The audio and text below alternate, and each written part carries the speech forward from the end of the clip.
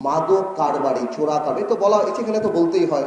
এই যে আমাদের গত সরকার বাংলাদেশের সবচেয়ে বড় পাবলো এসকোবার, বাংলাদেশের সবচেয়ে বড় ড্রাগ লর্ড ইয়াবা বদিকে কয়বার এমপি বানানো। এই ইয়াবা বদি ওবায়দুল কাদের থেকে আরম্ভ করে আওয়ামী লীগের বড় বড় নেতাদের পে রোলে রেখে দিত।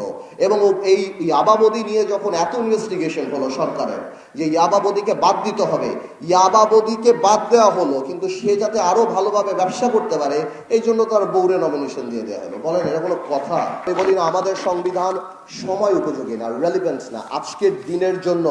আজকের দিনের অনেক প্রবলেমের কথাই আমাদের সংবিধান বলে না।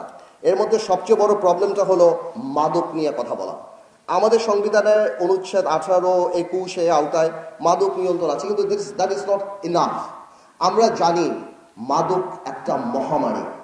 আজকে যদি বাংলাদেশে 50 লক্ষ মানুষ মাদকে এফেক্টেড হয়ে থাকে, ওনাদের পরিবার সহ প্রায় 1 কোটি, 1.5 কোটি, 2 কোটি মানুষ মাদক এফেক্টেড।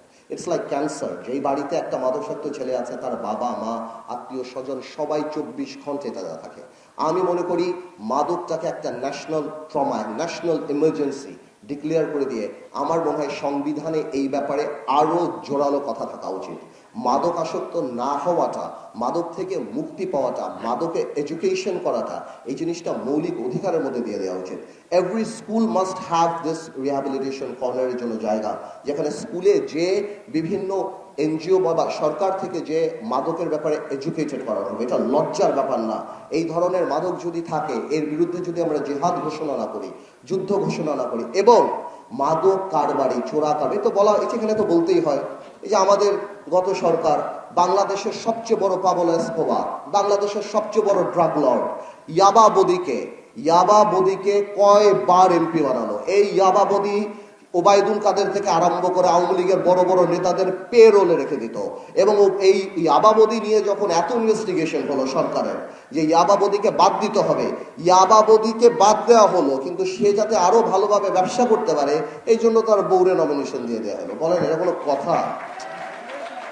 আমাদের দেশটাকে মানে এত খারাপ মানুষকে প্রমোট করে আজকে সারা বাংলাদেশে বিড়ি সিগারেটের মতো আপনার সারা বাংলাদেশের কোনায় কোনায় ইয়াবা আর বিভিন্ন ধরনের মাদক বিক্রি করে। তো একটা চক্র জেনে শুনে আমাদের একটা জেনারেশনকে ধ্বংস করার পায়তারা করেছিল।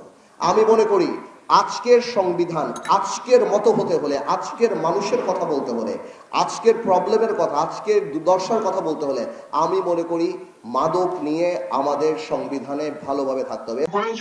অনেক দেশে আছে ক্যাপিটাল পানিশমেন্ট দিয়ে দেয় তারা মাদকের জন্য, চোরা কারবারের জন্য। চোরা কারবারি, মাদক চোরা কারবারি, মাদক ডিল যারা করে তাদেরকে জাতীয় শত্রু হিসাবে তাদেরকে ভাবা হয়।